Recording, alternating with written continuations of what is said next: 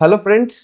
आज हमें कंटिन्यू करना है हमारा topic about the economic survey of Himachal Pradesh 25-26 का, जिसमें चैप्टर 1 जनरल रिव्यू हम पढ़ रहे हैं। And in the previous session the first part of the general review और first part of the chapter 1 हमने डिस्कस किया था about the world economy and the Indian economy. That is what we discussed in the previous session. लेकिन आज के session में हम enter करेंगे अबाउट द हिमाचल इकोनॉमी, यानी कि हिमाचल इकोनॉमी का एक ओवरव्यू लेंगे हम। राइट। हमने इंडिया को समझ लिया है, लेकिन एचपीएएस के स्टूडेंट के लिए जानते हैं आप लोग सबसे इंपॉर्टेंट सेक्शन कौन सा है? वो है हिमाचल प्रदेश इकोनॉमी, जो कि अब शुरू शुरू हो रहा है, जिसमें हम देखेंगे सबसे पहले तो हम समझेंगे कि हिमाचल प्रदेश का जीएसडीपी क्या होता है, एप्पल इकोनॉमी इतनी इंपॉर्टेंट क्यों है, हाइड्रो पावर स्टेट की बैकबोन क्यों है, क्लाइमेट चेंज हिमाचल को सबसे ज्यादा क्यों इफेक्ट करता है, और हिमाचल की इकोनॉमी का फ्यूचर किस डायरेक्शन में जा रहा है। ये सेक्शन एचपीएस और प्रीलिम्स, एचपीएस मेंस और प्रीलिम्स दोनों के लिए बहुत इंपॉर्टेंट है, और सेक्शन में इस सारे सवालों के जवाब हम देखेंगे। सो मेक श्योर कि इस वीडियो को लास्ट तक आप जरूर देखो, और ये एक सीरीज है, इकोनॉमिक सर्वे पूरा कवर करवाऊंगा, तो आप इस सीरीज के साथ जरूर जुड़े रहे। तो शुरू करने से पहले एक जो है वो बेसिक सवाल मैं आप लोगों से पूछना चाहूंगा सबसे पहले, कि हिमाचल जो है वो इतना स्पेशल क्यों है। सो ये प्रीवियस सेशन में देखा था हमने, world economy, Indian economy. Right, now we need to enter into Himachal economy. तो व्हाई इज हिमाचल की इकोनॉमी इतनी special? Right, so let us try to answer this question. लेकिन हिमाचल की इकोनॉमी से रिलेटेड बहुत सारे नंबर जो समझने से पहले ये समझते हैं कि हर एक इकोनॉमी, हर एक राज्य की इकोनॉमी डिफरेंट है। पंजाब जो है वो लार्जली एग्रीकल्चर पर डिपेंडेंट है, गुजरात डिपेंडेंट है इंडस्ट्रीज पर, गोवा लार्जली डिपेंडेंट है अपने टूरिज्म पर, कर्नाटका आईटी पर डिपेंडेंट है, आईटी इंडस्ट्री पर। But what about Himachal? ना सोचकर देखिए, क्या हिमाचल अगला गुजरात बन सकता है? प्रोबेबली नहीं बन पाएगा। ऐसा क्यों है? लेकिन क्यों हिमाचल गुजरात नहीं बन सकता? बिकॉज ज्योग्राफी डिसाइड करती है इकोनॉमी आपकी कैसी होगी। हिमाचल को देख लीजिए, बड़े बड़े माउंटेन्स हैं, स्टीप स्लोप्स हैं, फ्लैट लैंड बहुत कम है। राइट, कोई लार्ज कोल रिजर्व नहीं है, कोई आयरन ओर डिपॉजिट नहीं है, लार्ज फॉरेस्ट कवर है, स्नोफॉल पड़ती है, लैंडस्लाइड होते हैं, क्लाउड बस्ट होते हैं। So all these geographical factors and climatic phenomenas Himachal Pradesh की इकोनॉमी को डिसाइड करते हैं। इनफैक्ट इकोनॉमिक सर्वे एक स्टेटमेंट बोलता है कि इकोनॉमिक सर्वे क्लियरली मेंशन करता है that despite having limited natural resources and relatively less fertile land, क्योंकि माउंटेनियस सॉइल है, रिलेटिवली लेस है, लुवियल ज्यादा फर्टाइल होती है in many areas, Himachal Pradesh has achieved remarkable socio economic progress through sustained public investment and community participation and effective policies. तो ये point है mains के लिए डायरेक्ट, क्यों हिमाचल प्रदेश लिमिटेड रिसोर्सेज और लिमिटेड नेचुरल रिसोर्सेज और लेस फर्टाइल लैंड होने के बावजूद भी क्यों सस्टेन्ड इकोनॉमिक प्रोग्रेस दिखाता है, socio economic progress? That is due to sustained public investment, सरकार इन्वेस्टमेंट करती जा रही है। उसके अलावा कम्युनिटी पार्टिसिपेशन, लोग भी अपनी तरफ से पार्टिसिपेट कर रहे हैं, और इफेक्टिव पॉलिसीज जो है वो इफेक्टिव है। वही हम सब समझने की कोशिश करेंगे इस सर्वे में। ऑलराइट, तो जैसा मैंने कहा कि ज्योग्राफी डिसाइड करती है किसी भी प्लेस की इकोनॉमी को, या लार्जली डिसाइड करती है इकोनॉमी को, तो let's revise geography also. Economics, देखिए मैंने आपको क्या समझाया था, मैं हमेशा क्लास में क्या बोलता हूं कि कोई भी सब्जेक्ट अगर आप पढ़ रहे हैं, अगर आप इकोनॉमिक्स को पढ़ रहे हैं तो ज्योग्राफी के साथ जोड़कर पढ़ेंगे। इंटर डिसिप्लिनरी अप्रोच, वो केवल यूपीएससी या जीएस सब्जेक्ट पर लागू नहीं होता है, हिमाचल प्रदेश के सब्जेक्ट पर भी। यानी कि हिमाचल की इकोनॉमी और हिमाचल की ज्योग्राफी को जोड़कर पढ़ना पड़ेगा, ज्योग्राफी और पॉलिटी को जोड़कर पढ़ना पड़ेगा, polity economics, polity history, history art, geography art. So all these different subjects are connected with each other. So Himachal Pradesh कहां सिचुएटेड है? सो नॉर्दर्न हिमालयन जो रेंज है वहां पर, रीजन जो है वहां पर एस्टेब्लिश्ड है। नेबर कौन कौन है? तो हम लोग जानते हैं कि भैया ऊपर जम्मू कश्मीर, और कौन है? जम्मू कश्मीर है, लद्दाख है। राइट, उसके अलावा ईस्ट में जो है वो हमारे पास तिब्बत, चीन है, पंजाब है, हरियाणा के साथ भी बाउंड्री लग रही है, उत्तराखंड के साथ भी बाउंड्री लग रही है, माउंटेनियस रीजन है जिसमें trans Himalaya, greater Himalaya, middle Himalaya, lesser Himalaya जिसे शिवालिक कहते हैं। उसके अलावा बीच में वैलीज है बहुत सारी, राइट। रिवर्स एंड वैलीज को जो है वो काटती हुई जा रही हैं, तो 5 जो है वो मेजर रिवर्स भी हैं हिमाचल प्रदेश में। उसके अलावा एक बहुत बड़ा नेटवर्क है ट्रिब्यूटरीज और खड्डों का, कुछ लेक्स भी मौजूद हैं। डिफरेंट टाइप की वेजिटेशन भी जो है वो हिमाचल प्रदेश में मिलती है। सो फ्लोरा और फोना के आधार पर बहुत ज्यादा डाइवर्स है Himachal Pradesh, but largely it is dominated by mountainous flora and fauna. Right. So geography को जो है वो आप अच्छे से जरूर पढ़कर रखेंगे। उसके अलावा ये लोकेशन जो है वो इतनी इंपॉर्टेंट क्यों है? बिकॉज ये लोकेशन डिसाइड करती है हिमाचल प्रदेश का टूरिज्म, जो कि बहुत ज्यादा रेवेन्यू प्रोड्यूस करके देता है हमें, हाइड्रो पावर, ट्रेड, क्लाइमेट, उसके अलावा डिजास्टर का risk, agriculture, everything, everything is dependent on this geography. Right. तो अब समझते हैं कि जो टर्म्स इकोनॉमिक सर्वे में दी गई हैं और क्या ओवरव्यू दिया गया है हिमाचल की इकोनॉमी का इकोनॉमिक सर्वे में, लेट अस अंडरस्टैंड दैट। और उसमें सबसे पहली टर्म जो हमें समझनी है वो है GSDP. So what is this GSDP? GSDP क्या होता है? तो जीएसडीपी इज नथिंग बट, जैसे देश का, कंट्री का क्या होता है? राइट। पहले फुल फॉर्म देखते हैं। Full form is gross state domestic product. It is gross state domestic product. जैसे इंडिया के लिए क्या देखा था हमने? Gross domestic product. उसी तरह हर एक राज्य का जो है वो क्या होता है? Gross state domestic product. Right. Country का क्या है? जीडीपी। आप इसको कुछ इस तरह समझ सकते हैं, बहुत सिंपल है समझना। राइट। एंटायर इंडिया को अगर आप एक स्कूल समझ लें, तो पूरे स्कूल का जो है वो अगर आप सर्वे करेंगे, तो उस पूरे स्कूल की जो रिपोर्ट कार्ड बनेगी, राइट, कि भैया इस पूरे स्कूल में कितने बच्चे पास हुए, कितने फेल हुए, कितने टॉप किए, कितने बॉटम में रहे, कितना परसेंट जो है वो कहां पर क्या परफॉर्म किया, तो अगर आप पूरे स्कूल का सर्वे करेंगे एकेडमिक्स का, तो वो हो जाएगा जीडीपी। और अगर आप सिर्फ एक क्लासरूम का करेंगे कि ऐसे एक क्लासरूम में कितने बच्चे पास हुए, कितने फेल हुए, कितनों ने टॉप किया, कितने बॉटम में आए, राइट, कितने परसेंट ने कितना कितना स्कोर किया, तो वो होगा जीएसडीपी। बिल्कुल सिंपल है। तो इकोनॉमिक सर्वे के अकॉर्डिंग हिमाचल का जीएसडीपी क्या है? तो फाइनेंशियल ईयर 24-25 में करंट प्राइसेस पर हिमाचल का जीएसडीपी था 2,30,587 crore. So the GSDP in the year 24-25 on current prices, it was 2,30,587 crore. 587 crore, which was almost 10.1% growth over the previous year, because इससे पहले जो फाइनेंशियल ईयर था उसमें था 2,09,385 करोड़। 2,09,385 करोड़ से पहुंचा 2,30,587 crore, which is the 10.1% growth. Right. So this was the previous year, यानी कि 24-25 से पहले कौन सा था? 23-24। 23-24 में, 23-24 से 24-25 में एंटर करते हैं तो 10.1% की ग्रोथ होती है। But this is based on current prices. अब करंट प्राइसेस आप लोगों को याद है मैंने पिछले सेशन में क्या समझाया था? कि मान लो इस साल 10,000 का एक फोन बिक रहा है, राइट, और 100 फोन बिके तो 10 लाख की कमाई हुई कंपनी को। लेकिन अगले साल इसी इसी सेम फोन का कॉस्ट जो है वो 10 से 12,000 हो गया, लेकिन प्रोडक्शन 100 फोन ही हुआ, तो अगले साल 12 लाख कमाई होगी उसको। तो जीडीपी जो है वो हर साल बढ़ रहा है।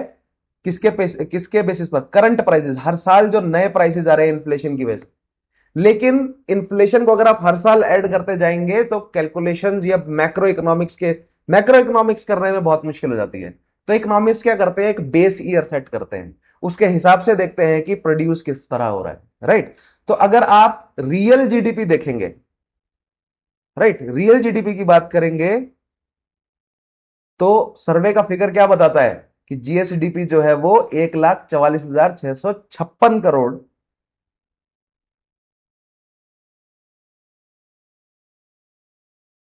रियल जीडीपी की बात करेंगे, यानी कि ऑन कांस्टेंट जीएसडीपी, जीएसडीपी की बात करेंगे, यानी कि on constant prices. Constant prices का क्या मतलब होता है? दैट हमने एक बेस ईयर सेलेक्ट किया है और उस बेस ईयर के हिसाब से जो कि पहले 2011 जब सेलेक्ट किया था, आप मुझे बताएंगे फिर से कमेंट में, मैंने पिछले सेशन में भी पूछा था, कमेंट में बताइए मुझे कि अब बेस ईयर जो है वो क्या सेलेक्ट किया गया है। तो बेस ईयर के हिसाब से जो है वो डिसाइड किया जाता है कि ग्रोथ कितनी हो रही है। So this is somewhere around 1,44,656 crore. 1,44,656 crore का है, विच इज अ 6.4% ग्रोथ है। राइट, सो आपको परसेंट याद रखना है।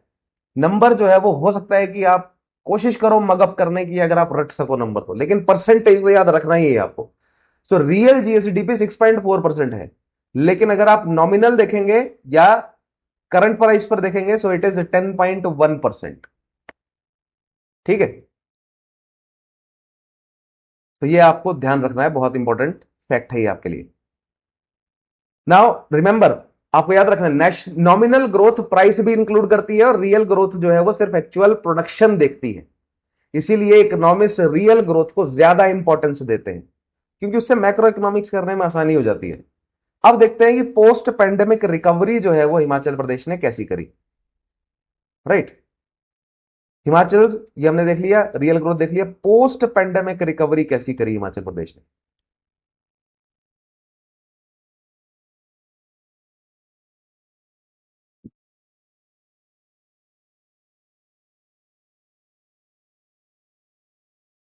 देखिए, ये सारे जो मैं पॉइंट्स लिखवा रहा हूं आपको, ये प्रीलिम्स के लिए तो मोस्ट इंपॉर्टेंट है ही। ये मैंने बहुत, मतलब पूरा इकोनॉमिक सर्वे पढ़ के उसमें से छाट छाट के ये पॉइंट निकाले हैं, जो आपको प्रीलिम्स एज वेल एज और पिछले कई सालों का मैंने एनालिसिस किया है चेस के pre as well as mains के क्वेश्चंस को।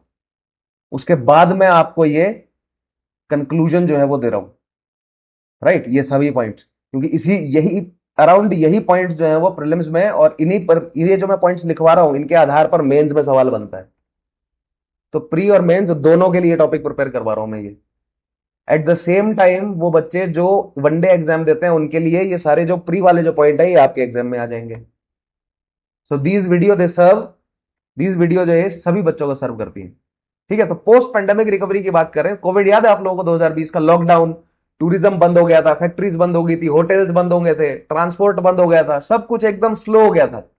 इतना स्लो हो गया था कि जलंधर से धौलाधार नजर आ रहा था। राइट, पॉल्यूशन इतना कम हो गया था कि जलंधर से, जो एक समय दिखता होगा कभी धौलाधार, जलंधर से धौलाधार रेंज जो है वो नजर आ रही थी। अब मुझे बताएंगे कमेंट में कि मैंने एग्जैक्टली जलंधर ही सिटी का मेंशन क्यों किया धौलाधार के कंटेक्स्ट में। जो थोड़ा सा समझदार बच्चे होंगे, जिन्होंने थोड़ी सी तैयारी करी होगी, वो इस सवाल का जवाब दे सकेंगे। कमेंट में बताइए मुझे। नाउ, सब कुछ स्लो हो गया था, तो क्वेश्चन ये है कि कोविड के बाद हिमाचल रिकवर हुआ या नहीं। तो इकोनॉमिक सर्वे कहता है जी हाँ, कोविड के बाद हिमाचल रिकवर हुआ है और काफी अच्छे तरीके से रिकवर हुआ है। सिंस 2020-21 जीएसडीपी 52% इंक्रीज हुआ है और पर कैपिटा इनकम 49% इंक्रीज हुई है। सिंस 2021 जीएसडीपी 52% इंक्रीज हुआ है और पर कैपिटा इनकम 49% इंक्रीज हुई है। ठीक है, अब जीएसडीपी तो हमने समझ लिया कि जीएसडीपी क्या होता है। राइट, तो ये पर कैपिटा इनकम क्या है? नेक्स्ट टर्म आ गई पर कैपिटा इनकम, तो देखते हैं।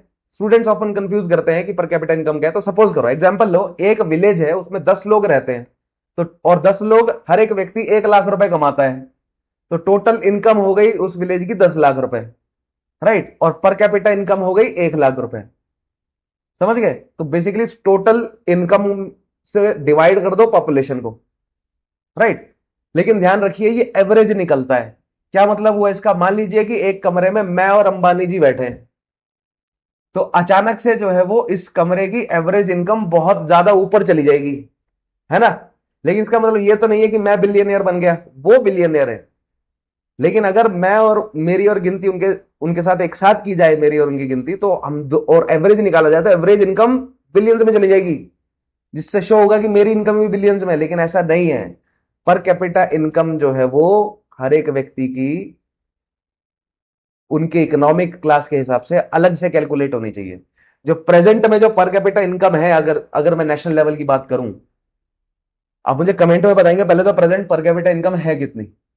वो पर कैपिटा इनकम कंबाइंड एवरेज निकाला जाता है, जिसमें अंबानी, अडानी, गोदरेज इस जैसे इन जैसे बहुत सारे जो इंडस्ट्रियलिस्ट हैं, जो बड़े बड़े कैपिटलिस्ट हैं, इनकी इनकम को जोड़कर निकाला जा रहा है, तब जाकर हमारा पर कैपिटा इनकम बहुत हाई है।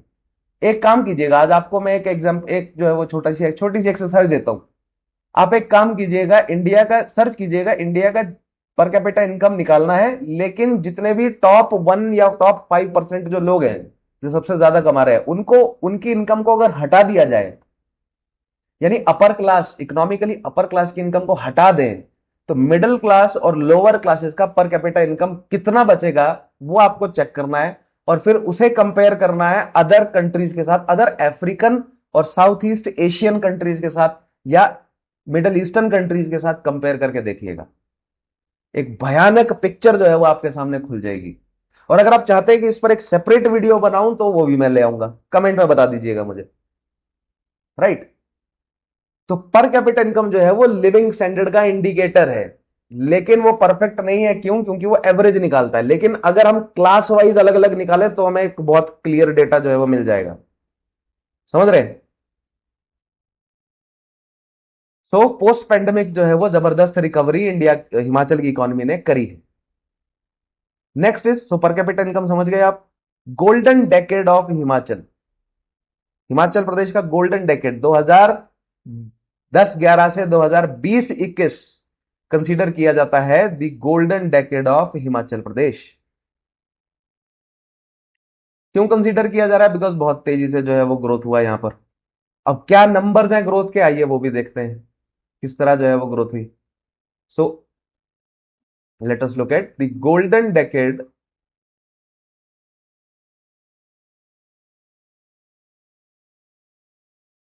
Of HP as far as economic growth is concern. Right. So 2010-11 से 2020-21 वाला जो डेकेड है, it is considered as the golden decade. और क्या क्या डेवलपमेंट हुआ है यहां पर, क्या ग्रोथ हुई है, देखिए। एक ना इकोनॉमिक्स का जो ये ना चैप्टर है, उसका पूरा नाम है ग्रोथ एंड डेवलपमेंट। ग्रोथ और डेवलपमेंट दो अलग अलग चीजें होती है। जब हम ग्रोथ की बात करते हैं तो हम GDP, GSDP, per capita income, इन सब की बात कर रहे हैं।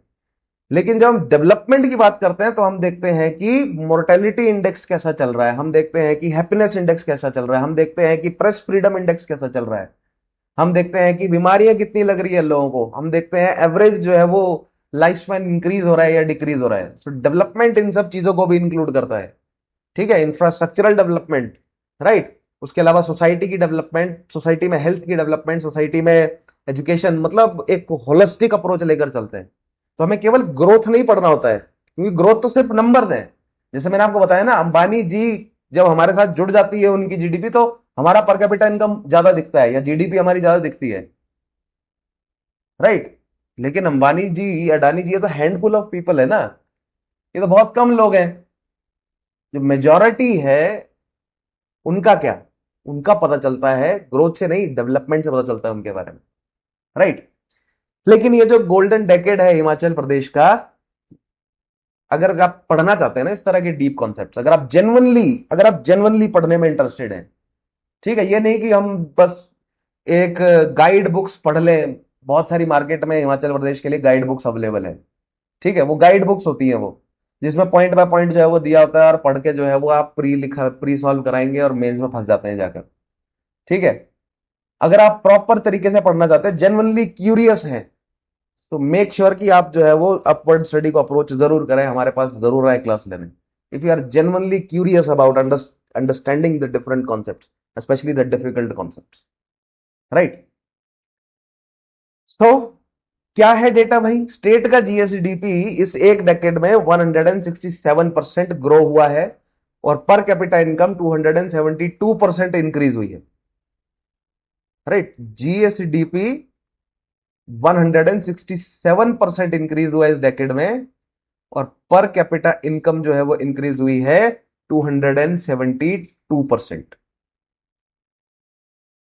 तो काफी रोबस्ट जो है वो ग्रोथ हमें देखने को मिली है इस पिछले एक डेकेड में, राइट। तो क्वेश्चन अब ये है कि ये रोबस्ट ग्रोथ क्यों देखने को मिली, ऐसा क्यों हुआ? और जो इकोनॉमिक सर्वे है वो 4 मेजर फैक्टर बताता है इस ग्रोथ के, right. Now factors for this growth क्या है? 4 मेजर फैक्टर बताता है। तो पहला फैक्टर है भैया स्ट्रक्चरल ट्रांसफॉर्मेशन। नाउ ये मेंस के लिए चला गया, हम थोड़े से अब मेंस की टेरिटरी में एंटर कर रहे हैं, राइट। और UPSC as well as HAS के लिए एक बहुत फेवरेट फ्रेज है, फेवरेट टॉपिक है ये स्ट्रक्चरल ट्रांसफॉर्मेशन। तो क्या हुआ, आप देख सुनने में आपको बहुत हैवी लग रहा होगा, राइट। नाम बड़ा है लेकिन कॉन्सेप्ट बहुत आसान है, बहुत आसान है। सुनिए ध्यान से। इमेजिन कीजिए कि एक फैमिली है जिसमें जो फादर फिगर है वो फार्मर है और उनकी इनकम है 15,000 रुपए। बेटा इंजीनियर बन गया तो अब इनकम जो है वो फैमिली की हो गई 1 लाख रुपए। तो फैमिली की इनकम जो है वो क्या हो गई, चेंज हो गई, राइट। यही स्ट्रक्चरल ट्रांसफॉर्मेशन है। अर्लियर हिमाचल प्रदेश जो है वो मेनली डिपेंडेंट था एग्रीकल्चर पर, लेकिन ग्रेजुअली धीरे धीरे इंडस्ट्रीज बढ़ी, सर्विस सेक्टर ग्रो किया, टूरिज्म ग्रो किया, हाइड्रो पावर जो है वो हिमाचल में धीरे धीरे ग्रो करता है, ठीक है। फार्मास्यूटिकल कंपनीज जो है वो नई नई आई, इकोनॉमी जो है वो ट्रांसफॉर्म हो गई, राइट। तो ये स्ट्रक्चरल ट्रांसफॉर्मेशन जो आया है धीरे धीरे, उसकी वजह से हमें ये ग्रोथ जो है वो देखने को मिली पिछले एक डेकेड में, राइट। नेक्स्ट जो फैक्टर है, second factor is hydro power.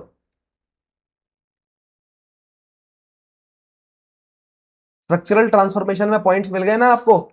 मैंने लिखे नहीं है, आप नोट डाउन कर लीजिए। Pharmaceuticals, hydro power, tourism, service industry, right. उसके अलावा हॉर्टिकल्चर भी, नई टेक्नोलॉजीज जो इंट्रोड्यूस हुई है पिछले कुछ सालों में, नई किस्में जो हैं सेब की, या नॉट जस्ट सेब, उसके अलावा सिट्रस फ्रूट्स भी जो है वो नए नए लगाए गए। तो ये कई नई स्ट्रक्चरल ट्रांसफॉर्मेशन। उसके अलावा सरकार ने अपनी तरफ से डिजिटाइजेशन करने की जो कोशिश करी है, that is also structural transformation, right. That resulted into this decadal growth. Hydro power, अब सोचिए हिमाचल में कोल नहीं है, ऑयल भी नहीं है, गैस पॉसिबली हो सकती है, राइट। आप मुझे बताएंगे कि कहां जो है वो गैस का हमें नेचुरल गैस होने का एक अंदेशा जो है वो हिमाचल प्रदेश में मिलता है, कहां मिलता है, कमेंट में बताइए। तो हिमाचल में कोल नहीं है, ऑयल नहीं है, तो एनर्जी का सोर्स क्या है? Water, mountains, fast flowing reverse.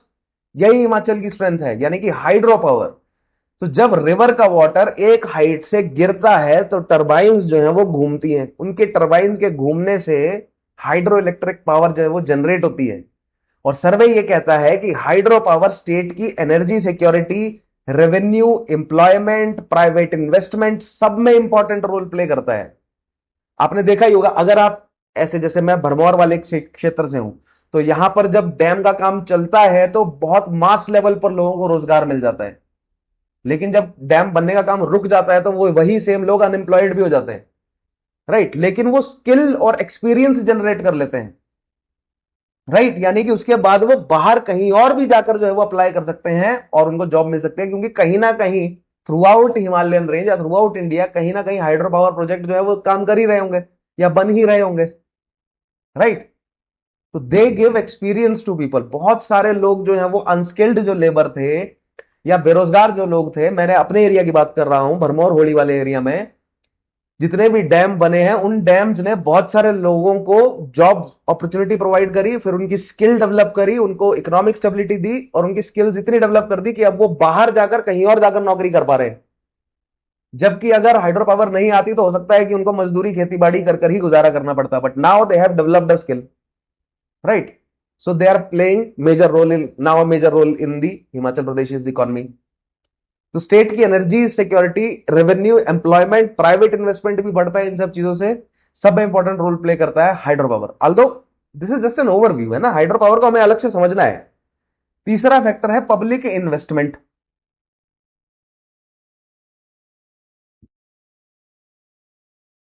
Public public investment.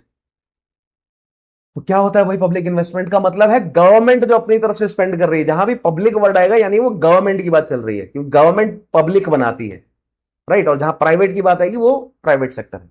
तो गवर्नमेंट स्पेंड कर रही है रोड बनाने पर, स्कूल्स बनाने पर, hospitals, bridges, water supply, electricity, और कोशिश कर रही है ज्यादातर चीजों को डिजिटाइज किया जाए ताकि ये प्रोसेस सारे स्ट्रीमलाइन हो।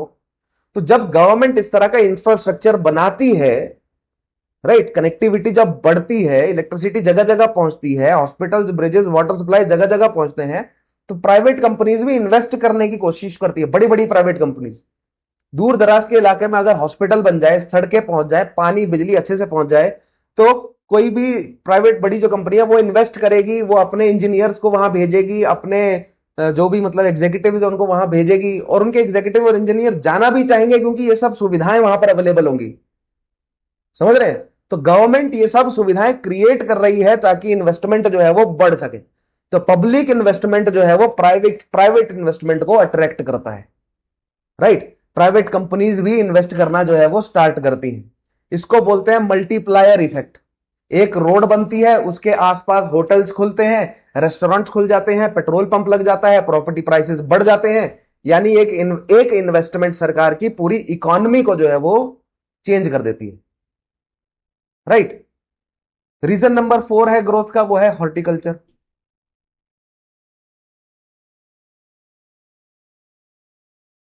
नाउ अब हिमाचल की आइडेंटिटी है सेब, हिमाचल के सेब, शिमला के सेब। लेकिन हॉर्टिकल्चर सिर्फ एप्पल नहीं होता।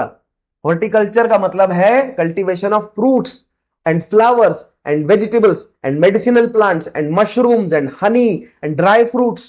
और सर्वे ये बताता है कि Himachal has diversified into floriculture, mushrooms, Honey, hops, सब ट्रॉपिकल फ्रूट्स।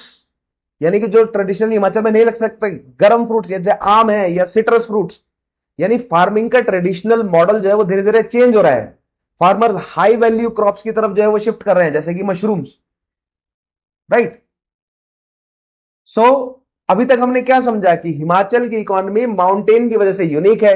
स्टेट का जीएसडीपी 2.3 लाख करोड़ से ज्यादा है, जिसमें ग्रोथ जो है वो 10.1% दिख रही है। लेकिन ये कौन से वाला है? ये नॉमिनल है, करंट प्राइस वाला है। और जो रियल जीडीपी है वो 6.4% है। कोविड के बाद इकोनॉमी स्ट्रांगली रिकवर हुई है।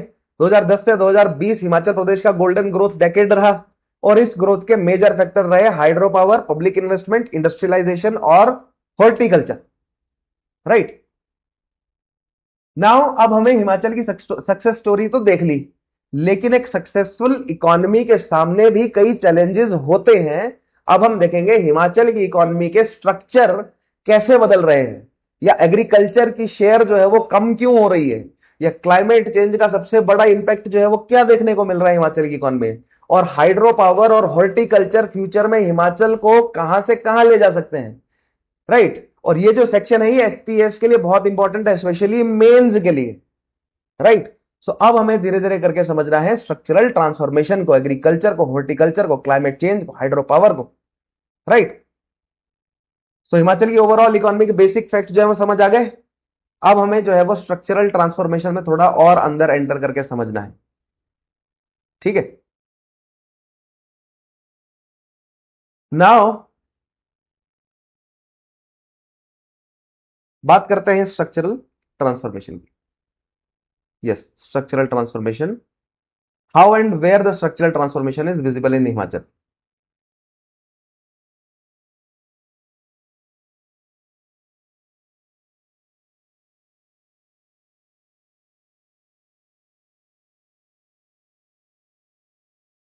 All right. सो सबसे पहले इसको फिर से समझते हैं, और ये एचपीएस का फेवरेट टॉपिक है ये।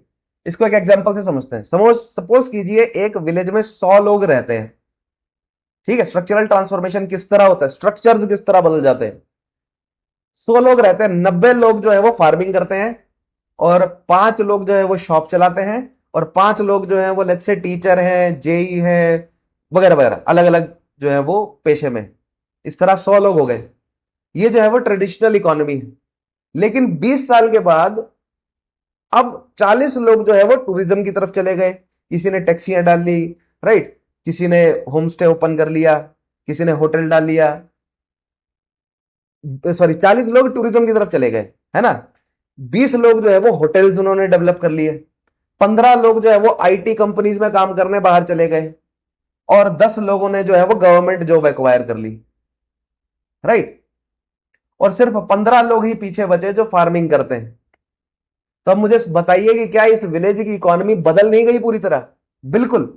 इसी प्रोसेस को इकोनॉमिक्स में बोलते हैं स्ट्रक्चरल ट्रांसफॉर्मेशन, यानी इकोनॉमी का एग्रीकल्चर से इंडस्ट्री और सर्विस की तरफ शिफ्ट हो जाना। देख रहे हैं ना आप, पहले केवल क्या कर रहे थे, पहले कर रहे थे केवल खेती बाड़ी, लेकिन अब जो है वो कोई सरकारी नौकरी कर रहा है, राइट, गवर्नमेंट में सर्विस दे रहा है, कोई होटल में सर्विस दे रहा है, कोई टैक्सी की सर्विस दे रहा है, राइट, कोई आईटी कंपनी में सर्विस दे रहा है, कोई खुद जो है वो प्रोड्यूस कर रहा है, कोई छोटे मोटा जो है वो कारखाना लगा लिया किसी ने। तो या तो प्रोड्यूस कर रहे हैं या तो सर्विस दे रहे हैं, और एग्रीकल्चर से बाहर निकल गए हैं। और हमने पिछले सेशन में देखा था कि service industry, specially service industry जो है वो बहुत तेजी से ग्रो कर रही है, राइट। और इसी को बोलते हैं स्ट्रक्चरल ट्रांसफॉर्मेशन, जब प्राइमरी सेक्टर से निकलकर ज्यादातर लोग पार्टिसिपेट करना शुरू कर देते हैं सेकेंडरी एंड टर्शियरी सेक्टर में। लेकिन अब सवाल है कि हिमाचल में यह बदलाव जो है वो कैसे दिख रहा है, राइट। हिमाचल में कहां है स्ट्रक्चरल ट्रांसफॉर्मेशन? इन हिमाचल। तो आइए वो भी देखते हैं। नाउ इकोनॉमिक सर्वे के फिगर देखेंगे अगर आप, तो 1970 के आसपास प्राइमरी सेक्टर लगभग 59% था, ठीक है। और आज अगर आप देखेंगे फाइनेंशियल ईयर 24-25 में प्राइमरी सेक्टर 13.7% पे रह गया है, ठीक है। अगर मैं यहां पर एक ग्राफ है, let me show you that graph, where is it, yes. 1970-71 में अगर आप देखेंगे तो प्राइमरी सेक्टर जो है वो 58.6% है, लेकिन 2024-25 तक आते आते प्राइमरी सेक्टर जो है वो 13.7% पे रह गया। आप लोगों को याद है, होपफुली याद होगा, प्रीवियस सेशन में देखा होगा आपने। देखिए, अगर आप मेरी क्लासेस देख रहे हैं ना, अगर आपको मेरा पढ़ाने का तरीका समझ आ रहा है, तो मेरी क्लासेस सीरीज में देखा करो। एक क्लास दूसरी क्लास के साथ कनेक्टेड होती है, कोई रैंडम टॉपिक नहीं पढ़ाता मैं, कोई यूट्यूब का मैं क्लिक बेट टीचर नहीं हूं, मैं प्रॉपर थॉरली पढ़ाता हूं क्लास में, और हर एक सेशन पिछले सेशन के साथ कनेक्टेड रहेगा। तो अब मैं फिर से एंटर नहीं करूंगा primary secondary tertiary sector explain करने में, लेकिन बेसिक बता देता हूं। प्राइमरी यानी कि एग्रीकल्चर, राइट, सेकेंडरी यानी कि इंडस्ट्रीज, और टर्शियरी यानी कि सर्विस सेक्टर, ठीक है। सो प्राइमरी में आप देख रहे हैं कि एग्रीकल्चर से, जमीन से जो हमें निकल रहा है वो ज्यादातर है, ठीक है। जो सेकेंडरी सेक्टर है वो छोटा है, और टर्शियरी अभी भी मतलब सेकेंडरी से ज्यादा बड़ा है, ठीक है। देखिए, प्राइमरी से हमने टर्शरी सेक्टर पे जो है वो जंप किया है, सेकेंडरी सेक्टर को जो है वो नेग्लेक्ट किया है हमने। सेकेंडरी सेक्टर मौजूद रहा, लेकिन सेकेंडरी सेक्टर जो है वो ग्रो नहीं किया। होना क्या चाहिए था, प्राइमरी से सेकेंडरी सेक्टर ग्रो करता, सेकेंडरी से टर्शरी ग्रो करता, और टर्शरी की वजह से वापस प्राइमरी और सेकेंडरी दोनों ग्रो करते, क्योंकि सर्विसेज जो है वो हर सेक्टर को चाहिए होती है, राइट। लेकिन हमने प्राइमरी से सीधा टर्शरी सेक्टर को डेवलप करने की कोशिश करी, and this is not just true for Himachal but all over the India. और ये जो जंप हमने लिया है, इसकी वजह से प्रोडक्शन हम नहीं बढ़ा पाए, और प्रोडक्शन हम नहीं बढ़ा पाए तो इकोनॉमिक ग्रोथ जो है वो हमारी स्लो है, राइट। लेकिन आप देखेंगे कि धीरे धीरे 1980-21 में आएंगे तो और कम हो गया, कम होता जा रहा है, बढ़ नहीं रहा है प्राइमरी सेक्टर का शेयर, और 24-25 तक आते आते 13.7%, सेकेंडरी सेक्टर का 40.1%, और टर्शियरी सेक्टर जो है वो सबसे ज्यादा एट 46.2%। तो हिमाचल प्रदेश में एक बैलेंस देखने को मिलेगा। ओवरऑल इंडिया के कंपैरिजन में अगर आप देखेंगे तो हिमाचल प्रदेश में सेकेंडरी और टर्शियरी सेक्टर में एक बैलेंस आपको देखने को मिलेगा, राइट। स्टिल टर्शियरी सेक्टर जो है वो क्या है, सर्विस सेक्टर सबसे स्ट्रांग है हिमाचल में, राइट। तो 13.7% है, 24-25 में आते आते service sector, sorry primary sector जो है 13.7% है प्राइमरी सेक्टर, ठीक है। और दूसरी तरफ आप देखेंगे कि सेकेंडरी और टर्शियरी सेक्टर जो है वो मिलकर 86.3% बना रहे हैं। सेकेंडरी एंड टर्शियरी सेक्टर जो है वो मिलकर बना रहे हैं 86.3%। तो आप देख रहे हैं एग्रीकल्चर अब आप कहेंगे सर एग्रीकल्चर तो खत्म होता जा रहा है मतलब हिमाचल प्रदेश में। इस ग्राफ का यही तो मतलब है ना कि एग्रीकल्चर जो है वो धीरे धीरे खत्म होता जा रहा है हिमाचल में। हिमाचल जो है वो प्रोडक्शन की तरफ और सर्विस देने की तरफ, टूरिज्म और अन्य जितनी भी सर्विसेज होती हैं उसकी तरफ ज्यादा बढ़ रहा है। क्या यही बात है? राइट, ये सवाल आपके मन में आया आया होगा बिल्कुल इस ग्राफ को देखकर। तो क्या एग्रीकल्चर खत्म हो रहा है? ठीक है, अब ये गलती करते हैं स्टूडेंट ये सोचकर, वो सोचते हैं कि शेयर कम होने का मतलब ये है, वो सोचते हैं परसेंटेज शेयर कम होने का मतलब ये है कि एग्रीकल्चर खराब हो गया। ऐसा नहीं है। शेयर कम होने का मतलब हमेशा डिक्लाइन नहीं होता। एक सिंपल एग्जांपल समझिए। सपोज करो एक फैमिली की इनकम जो है वो 1 लाख रुपया है, राइट, और उसमें से 50,000 जो है वो फार्मिंग की तरफ से आ रही है। लेकिन 5 साल बाद फार्मिंग की इनकम जो है वो 50,000 से 70,000 हो जाती है, राइट। लेकिन बाकी की जो इनकम है, बाकी का जो 50,000 इनकम है वो बढ़ जाती है और भी कई ज्यादा, टूरिज्म और अदर बिजनेस की वजह से, राइट। सो टोटल जो है वो 4 लाख के पास जो है वो अब इनकम आने लगी। अब फार्मिंग की इनकम, समझे ना आप? ये एग्जांपल नहीं समझे?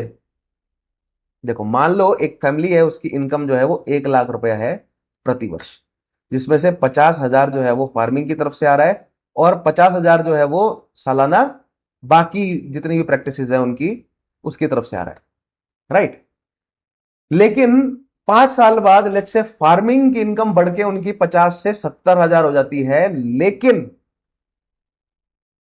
सर्विस सेक्टर में, मान लो उन्होंने होटल खोल लिया, होम स्टे खोल लिया, टैक्सियां डाल ली, दुकानें खोल ली, या छोटा सा कारखाना लगा लिया, दवाई की दुकान खोल ली, सरकारी नौकरी पकड़ ली, राइट। अगले 5 साल में 50,000 से बाकी की जो इनकम है वो बढ़कर लेट से 3,30,000 हो जाती है। ठीक है, 3,30,000, के का मतलब 1,000। तो टोटल इनकम जो है वो उनकी हो गई 4,04,00,000, राइट। जिसमें आप कहेंगे, तो इसमें आप देखेंगे कि एग्रीकल्चर जो है वो बढ़ा है, घटा नहीं है।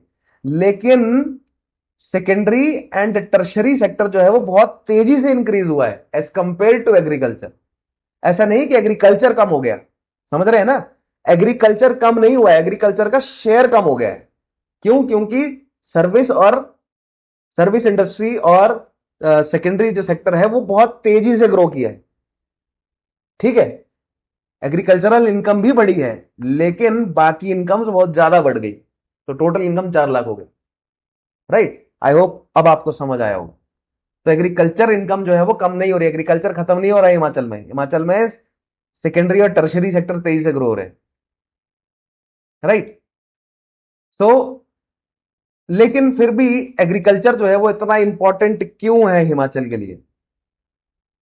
ये पॉइंट्स, ये सब पॉइंट्स मैं एक्सप्लेन करता जा रहा हूं आप लोगों को।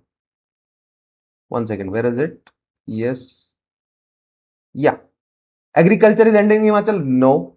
सो what is the importance of agriculture in Himachal? ये देखते हैं, चलिए। इंपॉर्टेंस ऑफ एग्रीकल्चर देख रहे हैं आप? ये मैंने क्वेश्चन के फॉर्म में करवा रहा हूं ये सारी चीजें।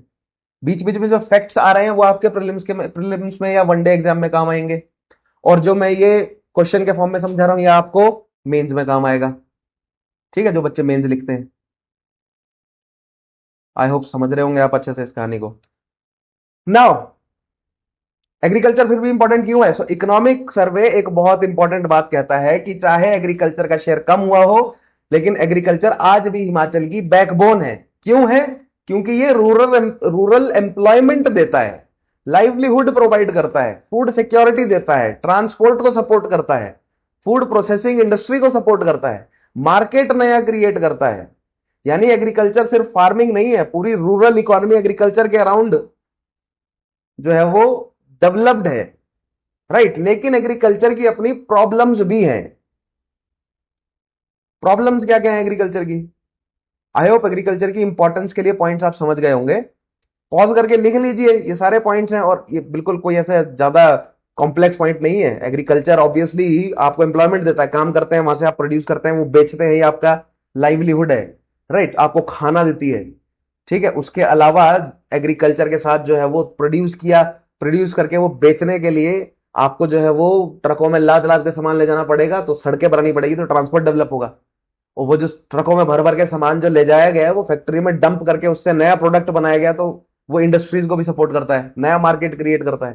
तो एग्रीकल्चर केवल फार्मिंग नहीं है, एग्रीकल्चर के साथ साथ सर्विस और इंडस्ट्रीज दोनों जुड़ी हुई है। ठीक है, लेकिन एग्रीकल्चर की बड़ी प्रॉब्लम क्या है, सबसे बड़ी प्रॉब्लम, तो सर्वे एक मेजर इश्यू हाईलाइट करता है, वो है लिमिटेड इरिगेशन। हिमाचल प्रदेश में लिमिटेड इरिगेशन है, राइट। इरिगेशन जो है वो क्या है, लिमिटेड है। क्यों है, because we are dependent on monsoon, हम रेंज पर डिपेंडेंट है, राइट। पंजाब में कनाल्स हैं, हिमाचल में इरिगेशन स्ट्रांग है, सॉरी, पंजाब में कनाल सिस्टम है, हरियाणा में कनाल सिस्टम है, वहां पर बोरवेल लग जाते हैं, राइट, वहां पर इरिगेशन सिस्टम स्ट्रांग है। लेकिन हिमाचल में मोस्टली रेन फेड फार्मिंग होती है, यानी we are dependent on rain, we are dependent on snowfall. अगर मानसून अच्छा हुआ तो प्रोडक्शन अच्छा हो जाता है, मानसून बहुत ज्यादा अच्छा हो जाए तो प्रोडक्शन तब फिर बिगड़ जाता है, ज्यादा बारिश हो जाए। मानसून सूखा चला जाए जैसे इस साल बोल रहे हैं, तो भी प्रोडक्शन जो है वो कम रहेगा। तो रेनफॉल अगर कम हो या ज्यादा हो, दोनों ही हमारे लिए नुकसानदेह है, राइट, जिससे प्रोडक्शन गिर भी सकती है। सो इसीलिए सर्वे कहता है कि वेदर सेंसिटिव जो है वो हमारा एग्रीकल्चर है, and that is a problem, क्योंकि वेदर हमारे कंट्रोल में नहीं है, right, it is whether sensitive.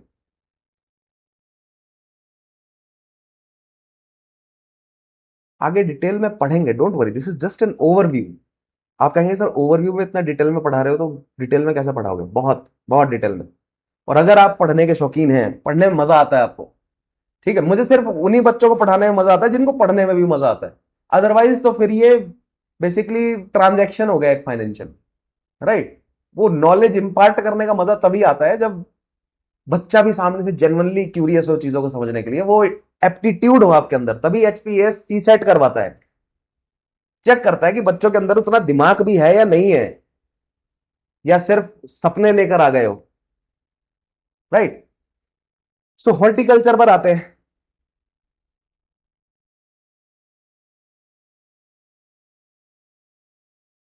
Next देखते हैं कि ओवरव्यू में हॉर्टिकल्चर के बारे में क्या लिखा है। सो एप्पल, हॉर्टिकल्चर का मतलब हम ये समझते हैं कि एप्पल, लेकिन हॉर्टिकल्चर सिर्फ एप्पल नहीं है। हॉर्टिकल्चर का मतलब है fruits, flowers, vegetables, medicinal plants, mushrooms, Honey, dry fruit. और सर्वे ये कहता है कि हिमाचल की ज्योग्राफिकल कंडीशन, हिमाचल का जो ऑल्टीट्यूड है, जो कूल क्लाइमेट है, वो वेल, और जो वेल ड्रेन्ड सॉइल्स है, क्योंकि स्लोप्स है, सॉइल से जो है वो पानी धीरे धीरे ड्रेन होता जाता है, वो खड्डों में इकट्ठा होता है, खड्डों से नीचे जाता है। इससे हॉर्टिकल्चर के लिए परफेक्ट बनता है हिमाचल में माहौल। और इसी वजह से हिमाचल सिर्फ एप्पल स्टेट नहीं है, हाई वैल्यू हॉर्टिकल्चर स्टेट जो है वो बन चुका है।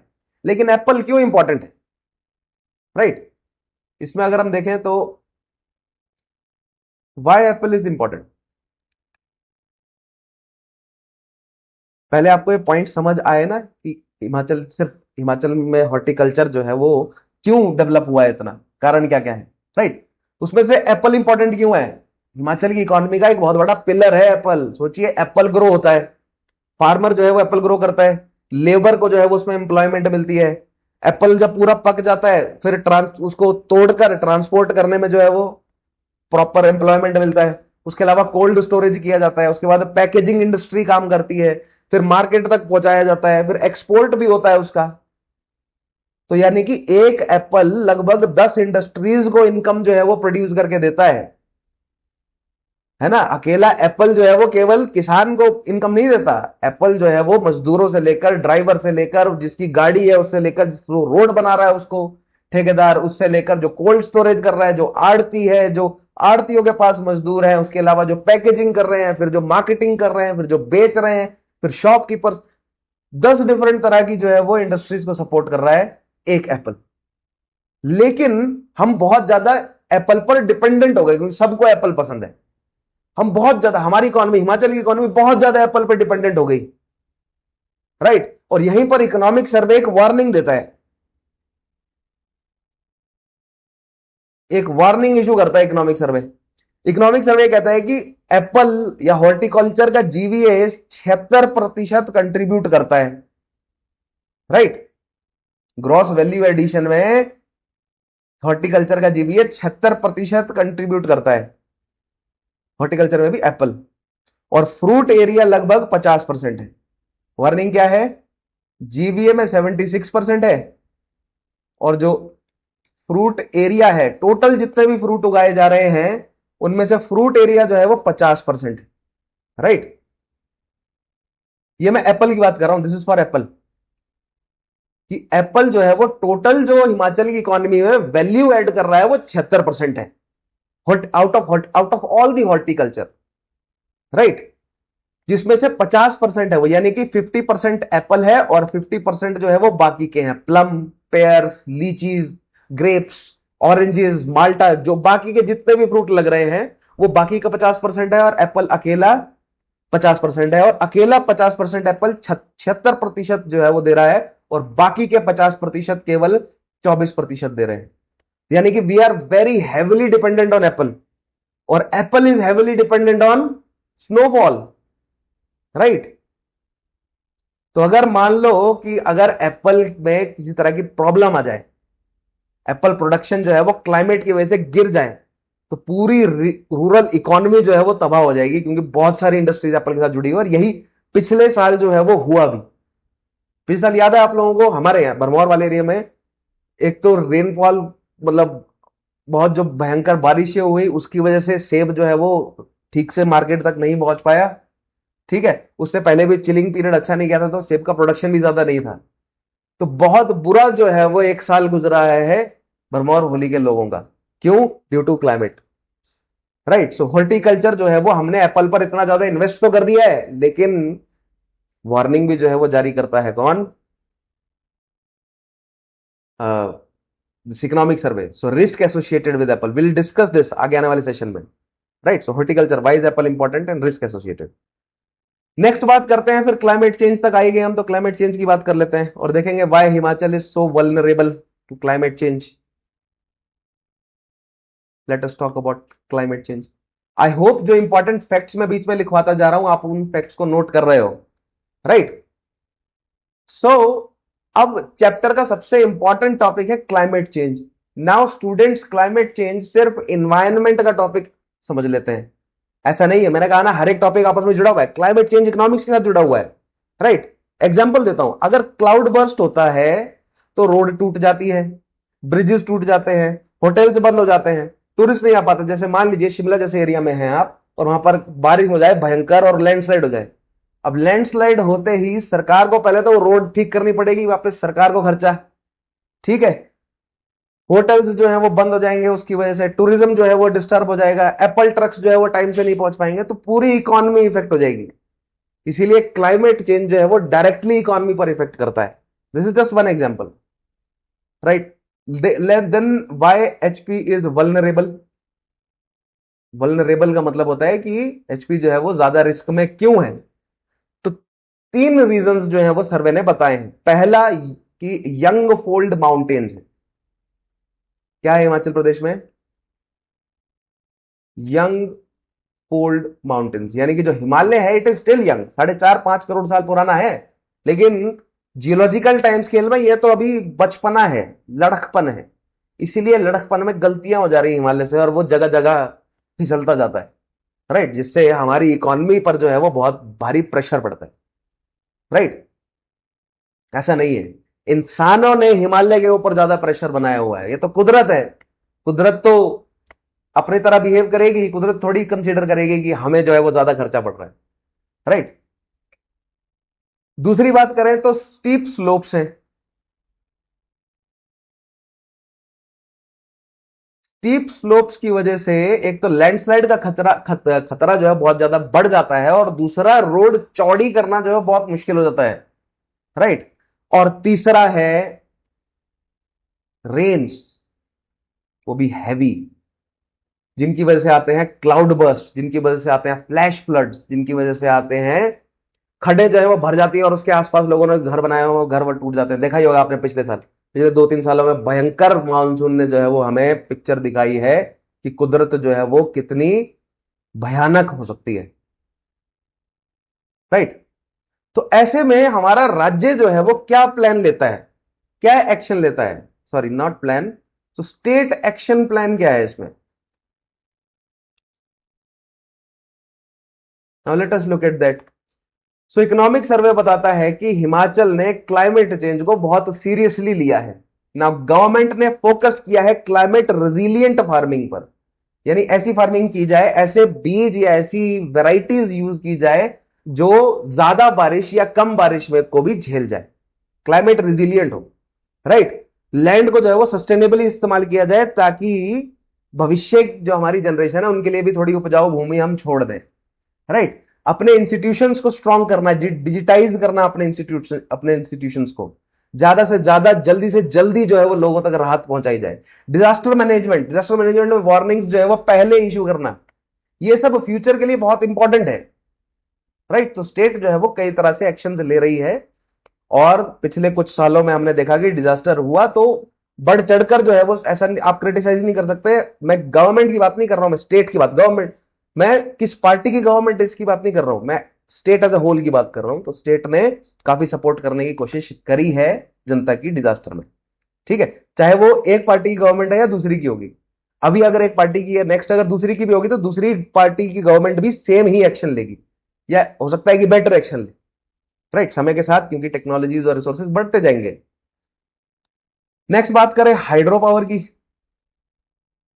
क्लाइमेट चेंज और हाइड्रो पावर का क्या लेना देना है आपस में? तो हिमाचल प्रदेश का एक नेचुरल एडवांटेज है हाइड्रो पावर, लेकिन मैं एक क्वेश्चन पूछता हूं कि पंजाब की स्ट्रेंथ क्या है? एग्रीकल्चर, गुजरात की इंडस्ट्रीज, कर्नाटक की आईटी, तो हिमाचल वाटर, रिवर्स, माउंटेन्स इसी से बना है।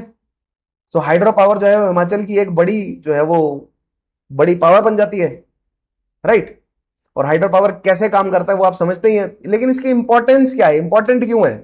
तो सर्वे ये कहता है कि हाइड्रो पावर कंट्रीब्यूट करता है टुवर्ड्स एनर्जी सिक्योरिटी, राइट, क्योंकि पूरे हिमाचल को एनर्जी मिल रही है, बिजली मिल रही है, रेवेन्यू जनरेट करके देता है दुनिया भर का, प्राइवेट इन्वेस्टमेंट को और अट्रैक्ट करता है, एम्प्लॉयमेंट देता है, राइट, एक हमें ऑल्टरनेटिव या रिन्यूएबल एनर्जीज में ट्रांजिशन करने में मदद कर रहा है, जैसे जैसे ईवी गाड़ियां बढ़ती जा रही है, राइट।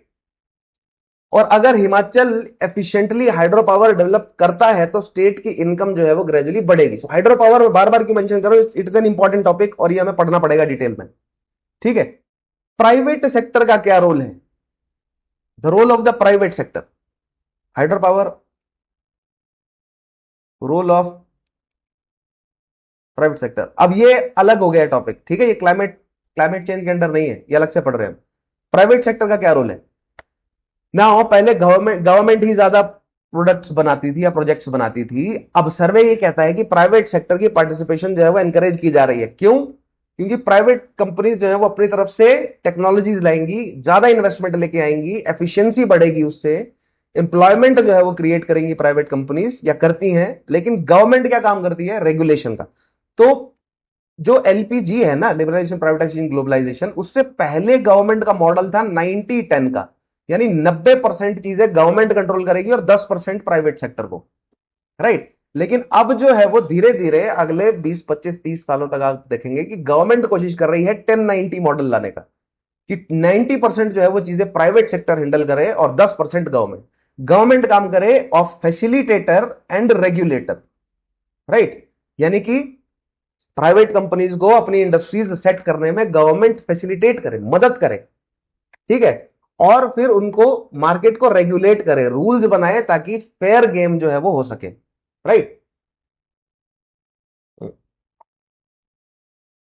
फेयर मार्केट प्रैक्टिसेस को फॉलो किया जा सके।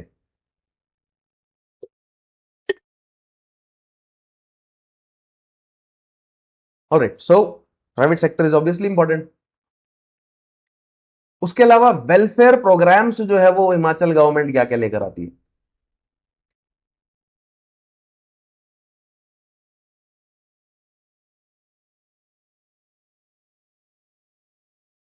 वेलफेयर प्रोग्राम की बात करें तो इकोनॉमिक ग्रोथ तभी मीनिंगफुल होती है जब उसका कोई बेनिफिट कॉमन लोगों तक पहुंचे, इसलिए गवर्नमेंट वेलफेयर प्रोग्राम चलाती है। सर्वे ये कहता है कि गवर्नमेंट फोकस कर रही है एजुकेशन पर, हेल्थ केयर पर, लाइवलीहुड सपोर्ट पर, फाइनेंशियल असिस्टेंस दे रही है, सोशल प्रोटेक्शन दे रही है, स्किल डेवलपमेंट, यानी ग्रोथ के साथ साथ इंक्लूसिव डेवलपमेंट भी कर रही है, ठीक है। तो वेलफेयर प्रोग्राम्स का मतलब है कि ग्रोथ तो हो ही, इकोनॉमी तो ग्रो करे ही, लेकिन उसके साथ साथ डेवलपमेंट भी हो। डेवलपमेंट का मतलब है एक होलिस्टिक, यानी कि सोशल प्रोटेक्शन मिले, स्किल डेवलप हो लोगों के अंदर, फाइनेंसिस लोगों के बेटर हो, लाइवलीहुड लोगों का बेटर हो, हेल्थ केयर मिले लोगों को, प्रॉपर एजुकेशन। गवर्नमेंट जो है वो इन सारी चीजों पर फोकस कर रही है, केवल नंबर्स नहीं बढ़ाने, केवल जीडीपी और क्या बोलते हैं, जीडीपी, पीपीपी और क्या बोल इसको, पर कैपिटा इनकम, ये सब नहीं बढ़ाना, डेवलपमेंट भी करना है। राइट। तो हिमाचल की इकोनॉमी में यहां तक जो है वो हमने क्या क्या देखा। अब फाइनली जो हमें पढ़ना है वो रह गया एक सेक्शन जिसमें हमें देखना है चैलेंजेस क्या क्या है। ठीक है। सो हर इकोनॉमी के सामने कुछ चैलेंजेस होते हैं, और अगर हमें फ्यूचर इंप्रूव करना है तो पहले प्रॉब्लम्स आइडेंटिफाई करनी पड़ती हैं। इसीलिए इकोनॉमिक सर्वे का नेक्स्ट सेक्शन है मेन इश्यूज एंड चैलेंजेस। और इकोनॉमिक सर्वे ने बहुत चालाकी से मेन इश्यूज एंड चैलेंजेस एक सेक्शन बनाया है, जो कि मेंस पेपर के लिए जो है वो बहुत इंपॉर्टेंट हो जाता है। और इसमें जो कुछ फैक्ट्स निकल कर आते हैं वो प्री के लिए भी है, वनडे एग्जाम के लिए भी इंपॉर्टेंट। ठीक है। जिसमें हम मेन इश्यूज है क्लाइमेट चेंज, फाइनेंशियल लॉस। आइए देखते हैं एक एक करके इन सबको। मैं आपसे रिक्वेस्ट करूंगा कि इस सेक्शन को सिर्फ एचपीएएस के परस्पेक्टिव से मत देखिए, ये रियल प्रॉब्लम है जो हिमाचल के डेवलपमेंट को डायरेक्ट इफेक्ट कर रही है, तो इसको थोड़ा सा फील कीजिए। ठीक है। सबसे पहला है क्लाइमेट रिलेटेड इकोनॉमिक लॉस। सबसे पहला चैलेंज। तो क्लाइमेट चेंज और इसका इंपैक्ट सिर्फ इन्वायरमेंट तक लिमिटेड नहीं है, इकोनॉमी को भी जो है वो ले ले डूबता है। पिछले 4 सालों की अगर बात करें तो हिमाचल प्रदेश को 46,000 करोड़ का इकोनॉमिक लॉस हुआ है। 46,000 का economic loss due to climate change. कैसे? सिंपल सी बात है, अभी जो मैंने आपको एग्जांपल दिया, मान लिया शिमला में एक बड़ा हाईवे था और उसमें जो है वो लैंडस्लाइड हो गया भयंकर। या भरमौर वाले एरिया की बात करूं, पिछले साल जो है वो हमारे यहाँ चंबा से भरमौर रोड पर बहुत भयंकर लैंडस्लाइड हुए। अब उस लैंडस्लाइड की वजह से टूरिज्म सारा रुक गया, उस लैंडस्लाइड की वजह से एप्पल जो है वो टाइम से नहीं पहुंच पाया, उस लैंडस्लाइड की वजह से होटल इंडस्ट्री जो है वो बहुत तबाह हो गई। ठीक है। तो ये सभी इकोनॉमिक जो है वो बोझ जो है वो जनता के ऊपर पड़ा। But at the same time अब उस लैंडस्लाइड को हटाना है, उस लैंडस्लाइड ने जो सड़क को डैमेज किया है उसको, सड़क को रिपेयर करना है। तो ऑलरेडी जो सड़क एग्जिस्ट कर रही थी, ठीक ठाक सड़क थी, अब उसको तोड़ दिया अगर लैंडस्लाइड है तो सरकार पर दुगना खर्चा आ गया, यानी एक सड़क, सेम सड़क सरकार को 2 बार बनानी पड़ रही है। तो सरकार की जो एक्सचेकर है, सरकार का जो बटुआ है, बजट है, उस पर बोझ बढ़ जाता है। सरकार को 46,000 करोड़ का टोटल इकोनॉमिक लॉस जो है वो देखने को मिला इकोनॉमिक सर्वे में। राइट। ये हर साल स्टेट की जीएसडीपी का लगभग 4% के बराबर है। ठीक है, 4% है ये एवरी ईयर। तो अगर मान लीजिए कि कोई व्यक्ति साल में 1 लाख रुपए कमा रहा है तो उसका 4,000 तो वो सिर्फ डिजास्टर के खर्चे में निकालता रहेगा। तो सवाल ये आता है कि ये लॉस होता कैसे है। ठीक है। हाउ। अब ये पॉइंट्स जो है वो आप लोग जानते हैं, डिजास्टर में कैसे लॉस होता है। भाई क्लाउड बर्स्ट, बादल जो फट रहे हैं, लैंडस्लाइड से, फ्लैश फ्लड्स, अचानक से जो बाढ़ आ जा रही है, रोड जो टूट जा रही है, ब्रिजेस जो टूट जा रहे हैं, स्कूल डैमेज हो रहे हैं, हॉस्पिटल डैमेज हो रहे हैं, इलेक्ट्रिसिटी लाइन्स कट जा रही हैं, कम्युनिकेशन लाइन्स कट जा रही हैं, एप्पल ऑर्चर्ड जो है वो डिस्ट्रॉय हो जा रहे हैं, टूरिज्म बंद हो जा रहा है। अब गवर्नमेंट को इन सबको रिपेयर करने में खर्चा करना पड़ेगा, सबको मुआवजा देने में खर्चा करना पड़ेगा। सो रिकंस्ट्रक्शन, रिपेयर और रिलीफ पैकेजेस या कंपनसेशन यानी देने में गवर्नमेंट को अपनी तरफ से और खर्चा करना पड़ता है। जो खर्चा, यानी कि ये 46,000 करोड़ जो है वो अब लेट्स से 2025 26, 26 27 और 27 28 में ये 46,000 करोड़ जो डेवलपमेंट के लिए लगना था, वो अब रिकंस्ट्रक्शन, रिस्टोरेशन और कंपनसेशन वगैरह देने में लग जाएगा, जबकि ये खर्चा डेवलपमेंट और ग्रोथ की तरफ लगना चाहिए था। तो इससे हम कई साल जो है वो पीछे चले गए। राइट। अब जैसे मैं भरमौर वाले क्षेत्र की बात करूं तो वहां पर सालाना जितना भी सरकार पैसा देती है ट्राइबल एरिया के डेवलपमेंट के लिए, उसका एक बहुत बड़ा हिस्सा अब उस रोड को बनाने में चला जाएगा। तो वहां पर स्कूल और हॉस्पिटल्स और बाकी की जो प्रॉब्लम्स है उसको रिजॉल्व करने के लिए जो है वो सरकार के पास पैसा कम बचेगा। तो अब वो स्कूल और हॉस्पिटल वाली जो प्रॉब्लम है वो कई हो सकता है कि कुछ साल और जो है वो सॉल्व ना हो सके। ठीक है। तो ग्रोथ और केवल इकोनॉमी पर बोझ नहीं पड़ रहा, ग्रोथ और डेवलपमेंट स्लो हो जा रही है, इससे हमारी जीवन पर जो है वो बहुत भारी असर पड़ता है। तो इस चीज ग्रेविटी समझिए, क्लाइमेट चेंज जो है वो बहुत भयंकर चीज है। ग्लोबल वार्मिंग एक बहुत भयंकर चीज है। तो जो पैसा डेवलपमेंट में लगना चाहिए वो अब डिजास्टर की रिकवरी में लग रहा है, इससे इकोनॉमिक लॉस भयंकर हो रहा है। नेक्स्ट जो चैलेंज है वो एग्रीकल्चर और हॉर्टिकल्चर का चैलेंज है। Challenge in agriculture and horticulture, मैंने आपको बताया ही, वैसे प्रॉब्लम बता दिया मैंने आपको। तो सर्वे ये कहता है कि क्लाइमेट चेंज का सबसे बड़ा इंपैक्ट एप्पल इंडस्ट्री पर पड़ रहा है ना। जो टोटल हॉर्टिकल्चर का 76% जो है वो एप्पल इंडस्ट्री दे रही है जीवीए, जबकि टोटल हॉर्टिकल्चर का केवल 50% एप्पल है, राइट। तो 1.5 गुना जो है वो ज्यादा प्रोड्यूस कर रहा है अपनी कैपेसिटी से, या जितना करना चाहिए। अगर 50% है तो 50% जो है वो एप्पल को देना चाहिए ना जीबीए, लेकिन 76% दे रहा है, 1.5 गुना ज्यादा। तो एप्पल इंडस्ट्री पर जो है क्लाइमेट चेंज का क्या असर है। तो एप्पल को क्या चाहिए, सवाल आपके सामने यह कि एप्पल को चाहिए क्या, कोल्ड क्लाइमेट, स्नोफॉल चाहिए, चिलिंग आवर्स चाहिए, ठंडा रहना है एप्पल को। लेकिन क्लाइमेट चेंज की वजह से स्नोफॉल कम हो रहा है, टेम्परेचर बढ़ रहा है, रिजल्ट क्या है, एप्पल प्रोडक्शन इफेक्ट हो रहा है, राइट। इसका इफेक्ट सिर्फ फार्मर्स पर नहीं पड़ता, labour, transport, packaging, cold storage, market, RP, ये सभी मतलब जितनी भी इंडस्ट्रीज एप्पल से कनेक्टेड है वो सब पर इंपैक्ट पड़ेगा, राइट। तो एप्पल पर हम बहुत ज्यादा जो डिपेंड हो गए, ये भी हमारे लिए प्रॉब्लम है। तीसरा जो प्रॉब्लम है वो है इंफ्रास्ट्रक्चर का चैलेंज और इशू।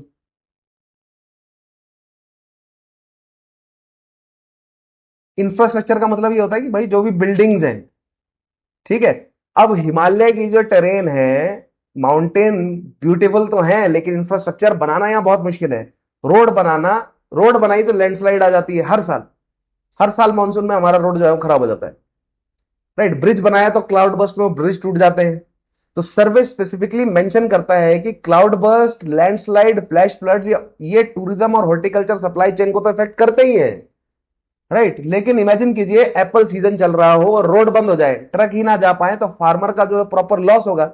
वो इंफ्रास्ट्रक्चर को भी जो है वो इफेक्ट कर रहा है क्लाइमेट चेंज, जिसकी वजह से बाकी सभी सेक्टर्स पे भी असर पड़ रहा है।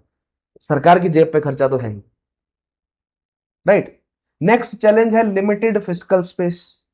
ये एक बहुत बड़ा चैलेंज है,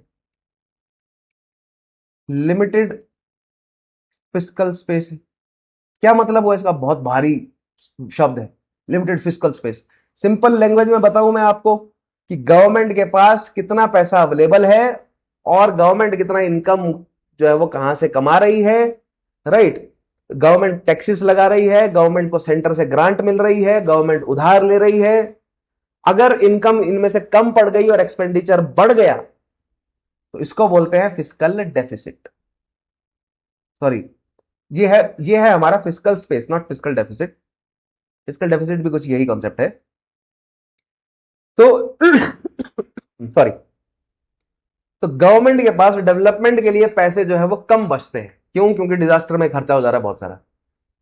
तो कैपिटल एक्सपेंडिचर, जहां पर नई चीजें डेवलप करने के लिए कैपिटल लगाना था, वो एक्सपेंडिचर कम हो जाता है क्योंकि लिमिटेड रेवेन्यू है, खर्चा बहुत ज्यादा है, गवर्नमेंट को सैलरीज देनी है, पेंशन देनी है, डिजास्टर में बहुत खर्चा हो जाता है, और भी कई खर्चे हैं सरकार के। और कुछ सेंट्रल असिस्टेंस भी धीरे धीरे कम हो रही है, सेंटर भी जो है वो कम पैसा दे रहा है, या कई बार सेंटर जो है वो जीएसटी प्रॉपर तरीके से नहीं देता, जिससे डेवलपमेंट प्रोजेक्ट जो है वो डिले हो जाते हैं। तो गवर्नमेंट के पास जितना पैसा होना चाहिए डेवलपमेंट करने का उतना नहीं है, जिस वजह से हमारी इकोनॉमी जो है वो सफर करती है, ठीक है। नेक्स्ट पॉइंट है यूथ में अनएम्प्लॉयमेंट। ये एक बहुत बड़ा प्रॉब्लम है जो कि रिफ्लेक्ट होता है ड्रीम 11 में।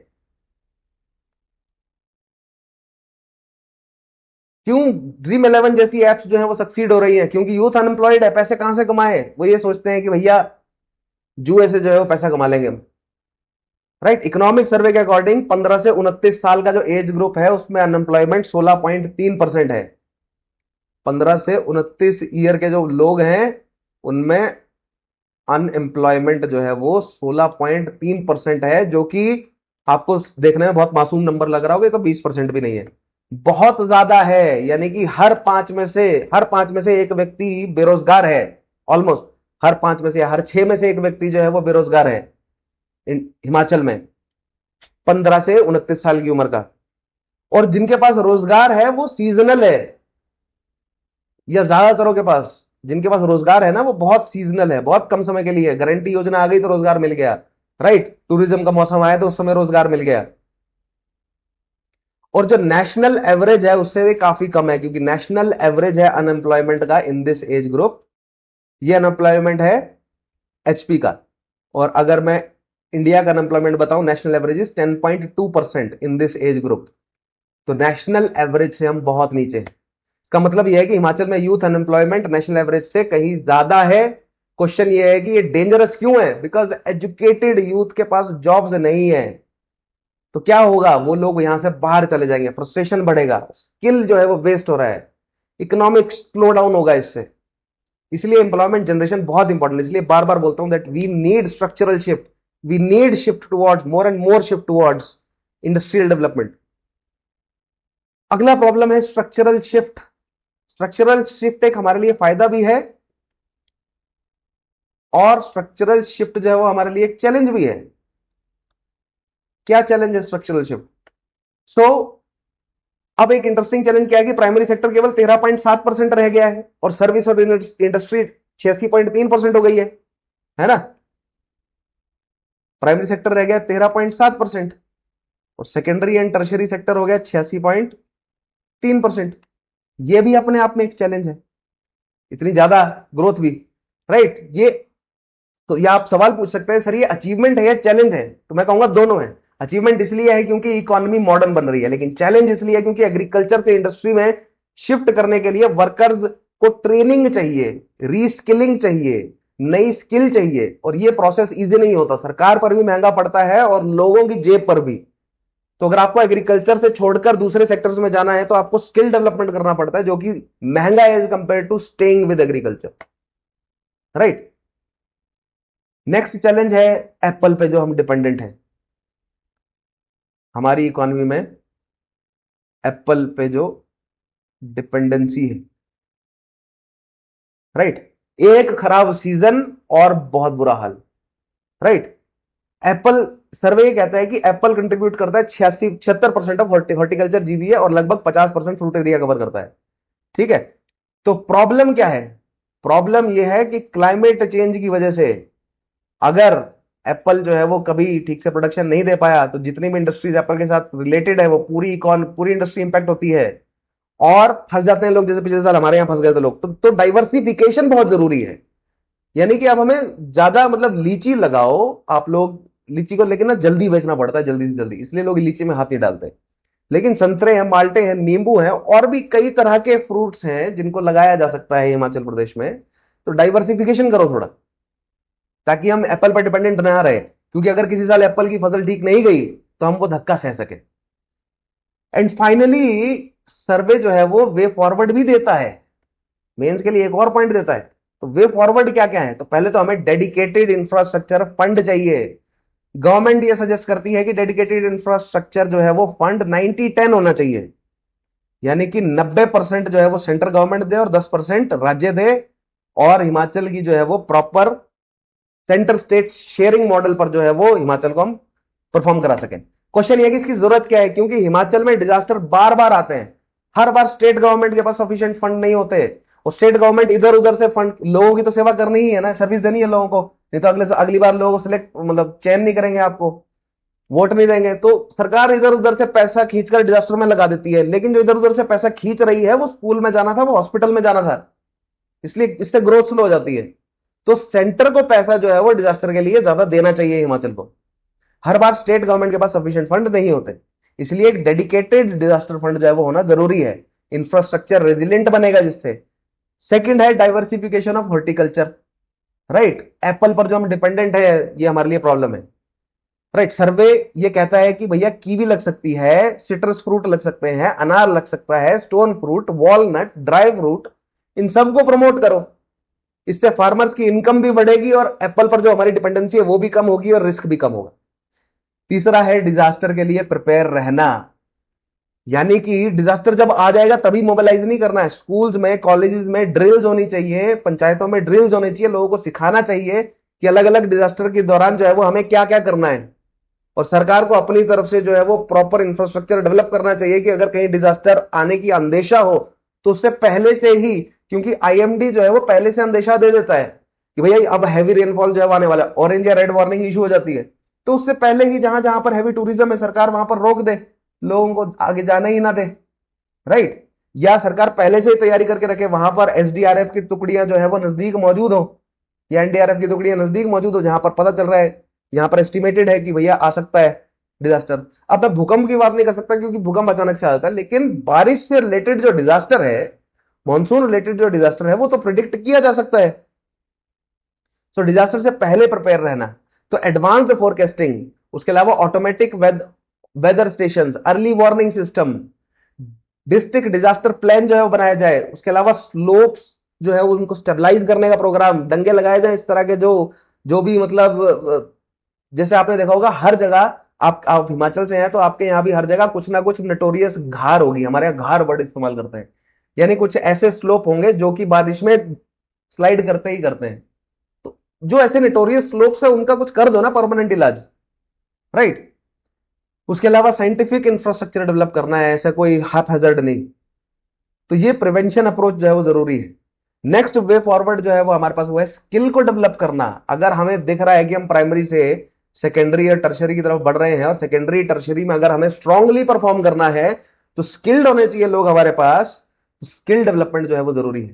फ्यूचर जॉब किस सेक्टर में होगी आप पूछते हैं, तो सर्वे क्लियर बताता है कि हॉस्पिटैलिटी, हिमाचल में आईटी, फूड को प्रोसेस करना, renewable energy, logistic, vocational education, digital skill और वुमेन एंटरप्रेन्योरशिप। तो स्टूडेंट आज डिग्री से ज्यादा जो है वो, आपको समझना है कि आज डिग्री से ज्यादा स्किल्स इंपॉर्टेंट हो गई। अगर आपके पास स्किल है तो आप रोजगार जो है वो पा सकते हैं।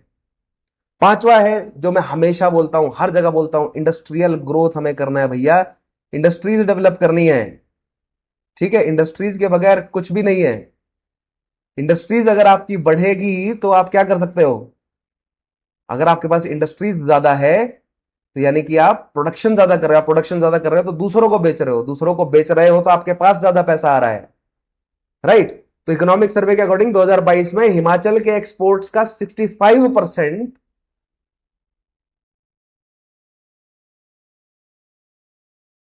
हिमाचल के एक्सपोर्ट का 65% जो है वो ड्रग एंड फार्मास्यूटिकल था। अब ड्रग्स का मतलब वो नशे वाले ड्रग्स नहीं, ड्रग्स मतलब दवाइयां। 65% जो है वो ड्रग्स एंड फार्मास्यूटिकल था। देखिए ये कितना बड़ा जो है वो नंबर है। तो ड्रग एंड फार्मास्यूटिकल इंडस्ट्री बहुत बड़ी है। और हॉर्टिकल्चर जीवीए लगभग 50% था। फ्रूट मतलब जिसमें से एप्पल की बात अगर हम कर रहे हैं तो एप्पल जो है वो बहुत बड़े लेवल पर सपोर्ट करता है हमारी एक्सपोर्ट को। ठीक है। तो स्टेट की इकोनॉमी का मेजर जो है वो पिलर बन चुका है फार्मास्यूटिकल इंडस्ट्री, जो बद्दी में पूरा सेटअप है।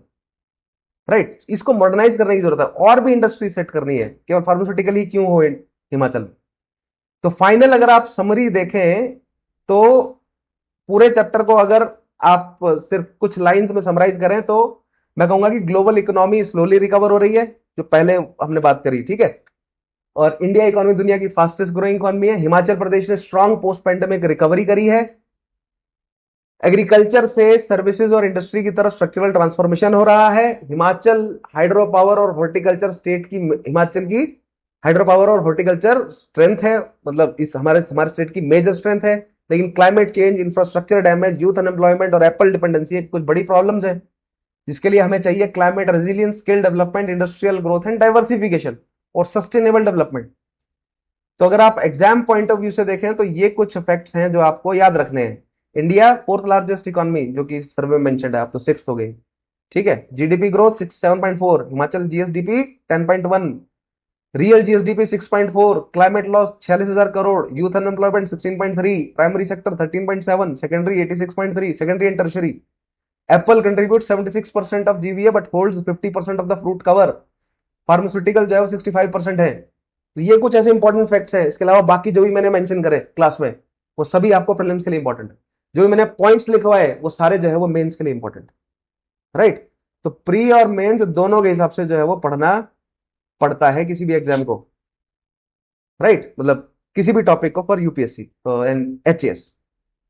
तो आई होप कि आज का लेक्चर आप लोगों को पसंद आया होगा। अगर ये लेक्चर हेल्पफुल लगा है, आपने लास्ट तक देख लिया, तो वीडियो को लाइक जरूर करिए, राइट। और अगर आप यूपीएससी और एचएस के लिए प्रिपेयर कर रहे हैं तो अपवर्ड स्टडी कांटेक्ट कीजिए, नीचे कांटेक्ट डिटेल्स आपको मिल रही होंगी। इकोनॉमिक सर्वे ये पूरी एक सीरीज है, इस सीरीज को फॉलो करते जाइए। एक एक दो दो दिन बाद में नया लेक्चर लेकर आता रहूंगा। चैनल को सब्सक्राइब जो है वो जरूर करें। मैं विशाल चौहान, मिलते हैं नेक्स्ट क्लास में, तब तक के लिए अपना ध्यान रखिए। Take care, have a nice day. जय हिंद।